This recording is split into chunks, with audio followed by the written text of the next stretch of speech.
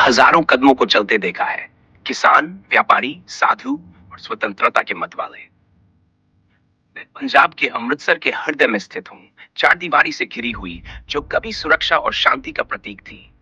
लेकिन एक ऐसा दिन आया जब मेरी मिट्टी पर जो हुआ, उसने इतिहास के पन्नों पर एक गहरा निशान छोड़ दिया।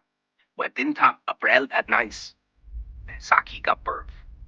मेरे आंगन में सैकड़ों लोग इकट्ठा थे। कुछ किसान अपने फसल की खुशी में आए थे, तो कुछ लोग हाल ही में बने कानूनों पर चर्चा कर रहे थे। के दिनों में डर नहीं था, वे तो बस अपने हक की आवाज बुलंद कर रहे थे। उन्हें अंदाजा नहीं था कि मौत उनके बेहद करीब आ चुकी है। उस समय पंजाब में अंग्रेज सरकार ने रॉलेट एक्ट लागू किया था। एक ऐसा कानून जो बिना किसी मुकदमे के लोगों को गिरफ्तार करने की अनुमति देता था।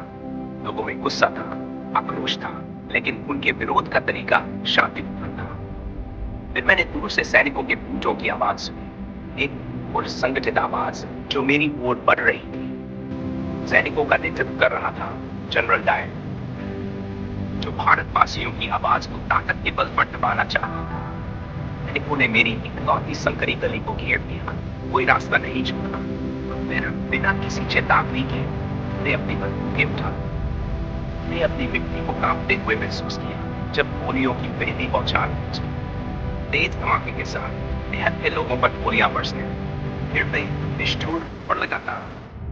मैंने देखा कुछ लोग दीवारों पर चढ़ने की कोशिश कर रहे थे, कुछ अपनों को गले लगाकर बचाने का प्रयास कर रहे थे, और कुछ मेरी गोद में स्थित कुएं में कूद गए, मौत से बचने का उनका आखिरी प्रयास।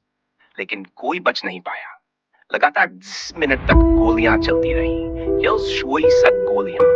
जब गोलियों का शोर थमा, तब मेरे ऊपर केवल शवों का सैलाब था। कोई हलचल, नन कोई आवाज, सिर्फ खून से रंगी हुई मेरी जमीन और गोलियों के निशानों से छलनी दीवारें। उस रात मेरी मिट्टी ने उन बेगुनाहों का लहू अपने अंदर समेट लिया।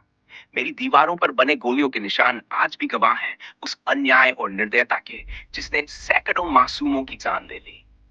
जलियांवाला बाग मेरी मिट्टी पर गिरा, खून व्यर्थ नहीं गया। यही बलिदान भारतीय स्वतंत्रता संग्राम को नई ऊर्जा देने वाला बना। आज भी जब लोग मुझसे होकर गुजरते हैं, तो वे मेरी दीवारों पर पड़े गोलियों के निशान को छूते हैं। कुएं के पास रुकते हैं जहां न जाने कितने लोग अपनी जान बचाने के लिए कूद पड़े थे। के चेहरे पर सम्मान और आंखों में आंसू होते हैं। यह सिर्फ एक बात नहीं, मैं एक प्रतीक हूं, साहस का, बलिदान का और आजादी के संघर्ष का। मैं कभी नहीं भूलूंगा